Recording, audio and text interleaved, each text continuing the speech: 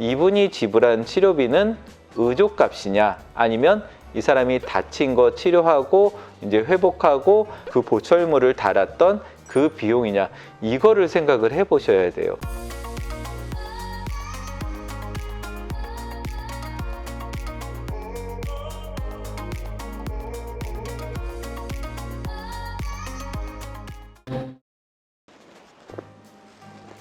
안녕하세요. 환자 중심의 진료 철학을 실천하는 강북의 치과병원의 이상수입니다. 오늘은 보철물의 가격에 대한 부분을 한번 말씀을 좀 드리려고 그래요. 환자분들도 치과 가면은 보철물이 너무 비싸다 뭐 이런 얘기들을 많이 하시고, 또 치과 의사들은 치과 의사 나름대로 우리가 무슨 뭐 물건 떼다 파는 것도 아닌데 억울해하는 그런 부분들이 있거든요. 예를 들면 이렇게 생각하면 조금 더 좀 쉬울 것 같아요. A라는 사람이 있는데, 이 A라는 사람이 사고가 일어나서 크게 다쳤어요. 다리를 병원으로 이송을 했겠죠. 병원에서 치료를 하는데 의사가 봤더니 여기 다친 부분이 계속 괴사가 되고 썩어 들어가고 있고, 감염이라든가 이런 것들, 아니면 출혈이라든가 이런 것들이 멈추지 않아서 정말 안타깝지만 다리를 절단을 해야 되겠다라고 결정을 했다고 했을 때 의족을 하나 맞췄어요. 의족을 하나 맞추고 이제 퇴원을 할 때 치료비를 지불을 하겠죠. 치료비를 지불을 하면은 이분이 지불한 치료비는 의족값이냐, 아니면 이 사람이 다친 거 치료하고 이제 회복하고 그 보철물을 달았던 그 비용이냐, 이거를 생각을 해 보셔야 돼요. 이분이 낸 비용이 단순하게 보철물 값이 아니고 그 안에는 치료에 대한 모든 것들이 다 포함이 되어 있듯이, 치과에서 충치가 생겨서 병원을 찾으셔서 치료를 받게 되시면은 그 안에는 손상된 치아 부분을 제거를 해야 되는 그런 치료비와 다시 충치가 생기지 않도록 조치를 취하고, 그 다음에 보철물을 다시 씌워서 치아의 모양이라든가 기능이라든가 이런 것들을 회복시킬 수 있는 보철물까지 제작하는 모든 비용들이 다 포함된 게 여러분들이 치과 가서 치료하시고 이제 지불하는 치료 비용이에요. 그러니까 그 안에는 단순하게 뭐 인레이 얼마예요, 크라운 얼마예요 라고 해서 그 크라운 비용, 인레이 비용만이 있는 게 아니고, 보철물을 장착해서 이제 사용할 수 있도록 만드는 데까지의 모든 비용들이 포함이 되어 있거든요. 그래서 이 부분들을 정확하고 명확하게 설명을 좀 환자분들한테 해드렸어야 되는데, 사실 저희의 선배 치과 의사들 뭐 50년대, 60년대, 70년대, 80년대 이때 치과를 운영을 하셨던 선생님들이 그런 부분들을 거의 얘기를 잘 안 했어요. 그냥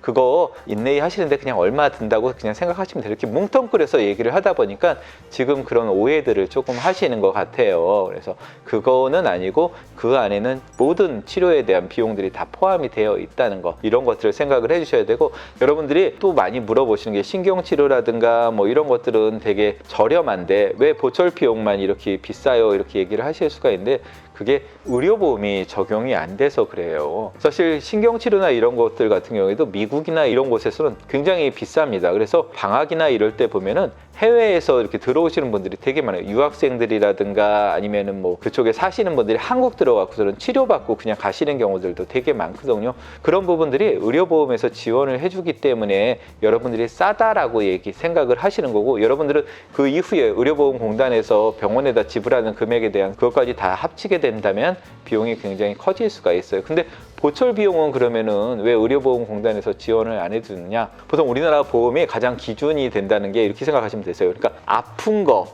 이런 거는 치료를 한다. 하지만 아픈 게 다 끝난 뒤에는 그때부터는 이제 지원이 안 되는 거예요. 그러니까 충치 치료나 이런 부분들, 뭐 신경 치료나 이런 부분들, 이런 것들은 다 의료보험이 돼요. 그 이후의 비용은 아프지는 않으니까는 나머지 부분은 네가 진료를 진행을 하려면은 보철을 하고, 그 부분은 아직까지는 우리 의료보험공단에서 지원을 해줄 수는 없다. 이렇게 이제 얘기가 된 거죠. 원장님 질문. 예. 치료를 받고 이제 그에 대한 비용을 지불하고 다른 치과로 가게 되고, 그런 경우에는 어떻게 보상을 받을 방법이 없을까요?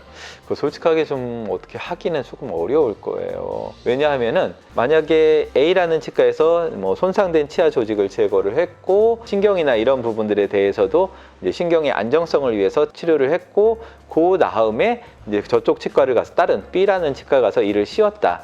그럼 B라는 치과에서는 책임을 좀 떠안게 되는 부분들이 있잖아요.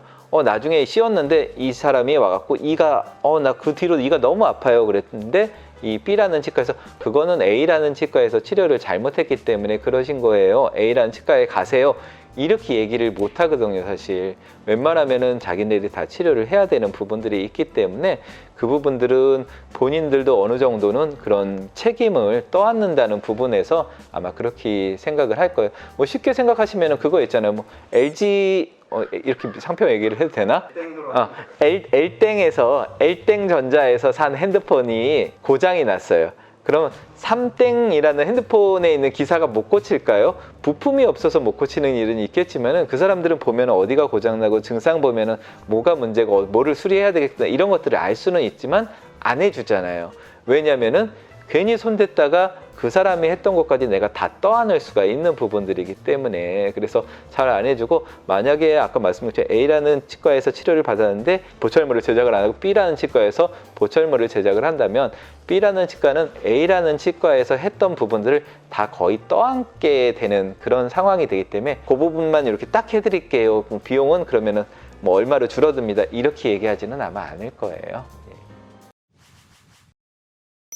예, 일단 뭐 오늘 말씀드린 거는 어쩌면은 좀 치과의사 입장에서 얘기를 했던 부분일 수도 좀 있을 것 같아요. 그래서 여러분들이 이렇게 와닿지는 않을 수도 있겠지만은 저희 치과 의사들 입장에서도 그 윤리를 갖고 직업 의식을 갖고 소명을 갖고 이렇게 진료를 좀 하고 있으니까는 거의 절대 다수의 치과 의사들은 정말 성심성의껏 진료를 하고 있다. 그리고 그 진료비나 이런 것들은 정말 폭리나 이런 것들이 아니고 합리적인 어떤 그 기준에 의해서 나온 거다.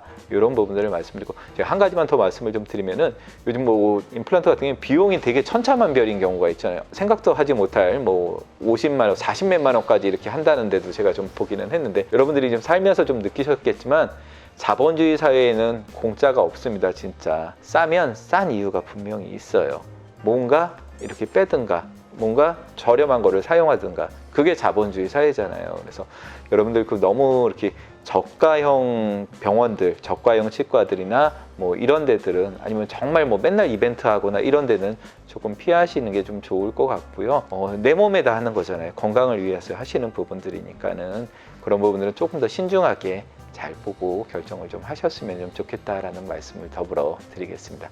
자, 오늘은 일단 비용에 대한 부분들을 조금 말씀을 좀 드렸고요. 뭐 분명한 어떤 원칙이 있고 기준이 있고 합리적인 부분에서 도출된 그런 비용들이니까는 여러분들이 믿고 진료를 좀 받으시면 어디서든지 좋은 진료 받으실 수 있을 거라고 생각을 합니다.